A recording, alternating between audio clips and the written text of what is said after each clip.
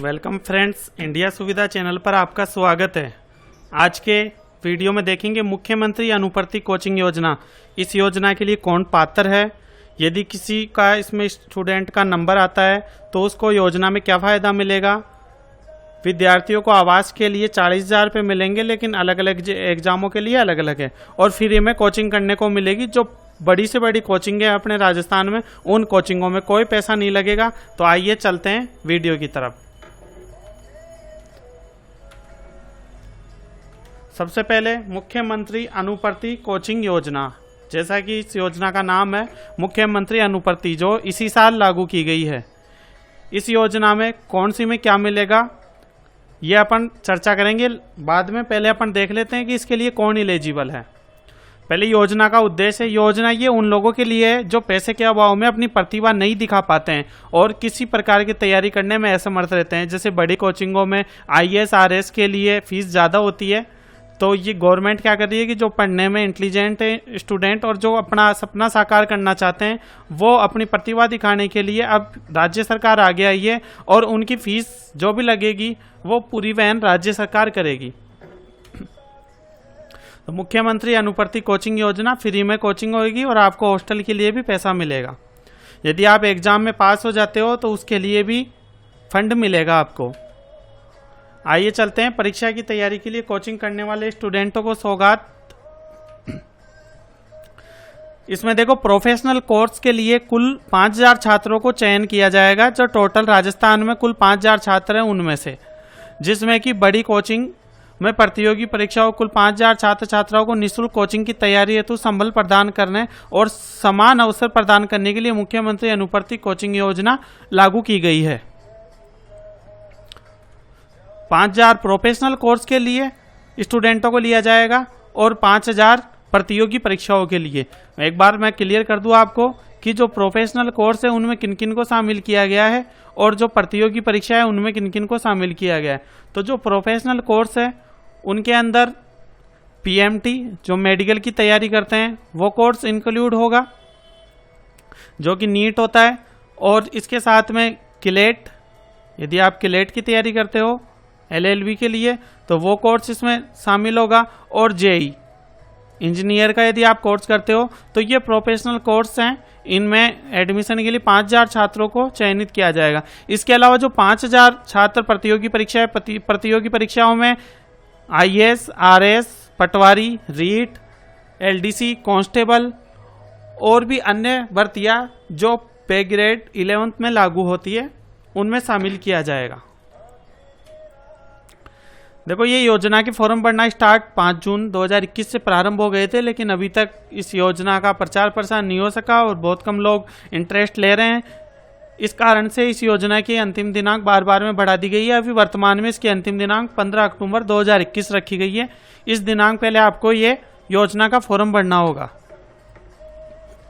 आप जानते हैं पात्रता, मतलब कौन इस फॉर्म को भर सकता है। यदि आपको IAS RS की तैयारी करनी है तो सीधी सी बात है, पात्रता IAS RS के लिए जो पात्रता होती है स्नातक पास, वो होना जरूरी है। और यदि आप अन्य कोई भर्ती में शामिल होना चाहते हो, कांस्टेबल, LDC, तो कांस्टेबल के लिए 10th पास, LDC के लिए 12th पास होता है, तो वो आपको योग्यता होना अनिवार्य है। इसके साथ में देख लीजिए इस योजना में कौन शामिल होगा।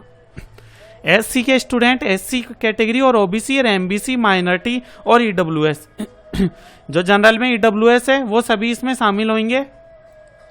तथा जिनके परिवार की वार्षिक आय 8 लाख रुपए प्रतिवर्ष से कम हो, यानी इन कैटेगरियों के साथ में उनकी परिवार की वार्षिक आय 8 लाख रुपए से कम होनी चाहिए। यदि इससे ज्यादा है तो आप इस फॉर्म को नहीं भर सकते।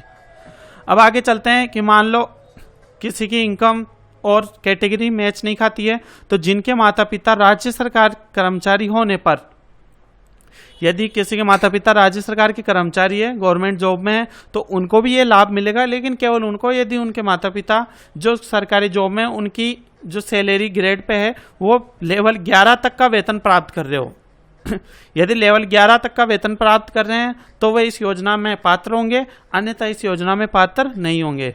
सेकंड पॉइंट है राजस्थान राज्य का मूल निवासी हो। तो जो राजस्थान राज्य का मूल निवासी है, OBC, ST, SC, minority, EWS category में आता है और 8 लाख से कम है, वो इस फॉर्म को ऑनलाइन भर सकते हैं। आइए चलते हैं फॉर्म को भरने के लिए दस्तावेजों की जानकारी। योजना में चयन कैसे होगा एक बार वो चर्चा कर लेते हैं। तो योजना में चयन के लिए जो आपकी 10-12 की परसेंटेज है उसके आधार पे लिया जाएगा। यदि आप 10th की परसेंटेज के आधार पे कांस्टेबल का फॉर्म भर रहे हैं तो आपकी केवल 10th की परसेंटेज ली जाएगी। और यदि आप फाइनल लेवल के आधार पे भर रहे हैं तो फिर 12th 10th फाइनल इनका एवरेज निकाला जाएगा, जो कि इनके जो फॉर्मूलाज हैं उनके अकॉर्डिंग चयन होगा। लेकिन इसमें ऐसे दिया गया है, यदि आप सीबीएसई बोर्ड से 10th और 12th पास की है तो आपकी जो परसेंटेज है उसको 0.90 से मल्टीप्लाई किया जाएगा। 0.90 से परसेंटेज को मल्टीप्लाई किया जाएगा। यदि आपकी परसेंटेज 70 है तो आपकी पूरी 70 परसेंटेज नहीं होगी, 70 परसेंटेज को 90 से मल्टीप्लाई किया जाएगा तो आपकी परसेंटेज इतनी ली जाएगी। उदाहरण के लिए किसी की 100% होती है सीबीएसई में तो 0.9 से मल्टीप्लाई होगा तो उसकी 90 परसेंटेज ही मानी जाएगी। और राजस्थान बोर्ड में ऐसा नियम लागू नहीं होगा, क्योंकि राजस्थान बोर्ड में जितनी परसेंटेज होगी उतनी पूरी काउंट होगी। यदि आपकी 90 परसेंटेज है तो 90 परसेंटेज के आधार पर मेरिट का निर्धारण होगा। आइए चलते हैं दस्तावेजों की तरफ। मुख्यमंत्री अनुपूर्ति योजना फॉर्म भरने के लिए दस्तावेज। सबसे पहले दस्तावेज आपको मूल निवास चाहिए, जो कि अपलोड होगा फॉर्म के साथ में। बोनाफाइड सर्टिफिकेट, जाति प्रमाण पत्र, SC ST EWS के लिए जाति प्रमाण पत्र है। यदि आपके जाति प्रमाण पत्र नहीं बना हुआ है तो इसकी प्रोसेस आपको डिस्क्रिप्शन लिंक में देख सकते हो। आय प्रमाण पत्र आपको लगाना है। जन आधार कार्ड परिवार का बना हुआ है वो लगाने हैं। आधार कार्ड जिसका फॉर्म भर रहे हो, और इसके अलावा बैंक की डायरी जिसमें आपका पैसा आएगा, जिसमें बैंक का नाम, खाता संख्या, IFSC कोड ये लगाने हैं। और इसके साथ में जो पात्रता डॉक्यूमेंट्स है 10th 12th स्नातक की अंक तालिका वो आपको इसमें अपलोड करनी होगी। इसके अलावा अन्य कोई जानकारी चाहिए तो आप कमेंट करें, हम जानकारी दे देंगे। अब एक बार चलते हैं अपन कि कौन सी परीक्षा के लिए आपको कितना फंड मिलेगा। फ्री कोचिंग तो होगी, उसके साथ में आवास के लिए क्या फंड मिलेगा, और यदि आप वो परीक्षा पास कर लेते हो तो क्या मिलेगा। वीडियो अच्छा लगा है तो लाइक करें और भी योजनाओं से जुड़े रहने के लिए चैनल सब्सक्राइब कर ले। आइए चलते हैं अपन जो राजस्थान लोक सेवा आयोग में परीक्षाएं होती है RPSC द्वारा और एक UPSC द्वारा जो सेंटर की होती है लोक सेवा आयोग की, जिसमें IAS के पद भरे जाते हैं, उनके लिए अलग है फंड, और राजस्थान में जो भर्ती है उनके लिए अलग है। तो राजस्थान लोक सेवा आयोग द्वारा आयोजित परीक्षा के लिए प्रोत्साहन राशि कितनी दी जाएगी। प्री परीक्षा यदि आप उत्तीर्ण कर लेते हो तो 25,000 रुपये आपको दिए जाएंगे। मुख्य प्री के बाद में मुख्य एग्जाम लगेगी और मुख्य कर लेते हो तो आपको 20,000 रुपये मिलेंगे। इसके अलावा यदि आप इंटरव्यू क्वालिफाइड कर लेते हो तो 5,000। तो ऐसे टोटल यदि आप सब एग्जाम कंप्लीट करके जॉब लगते हो तो 50,000 रुपये गवर्नमेंट द्वारा सहायता राशि आपको मिलेगी।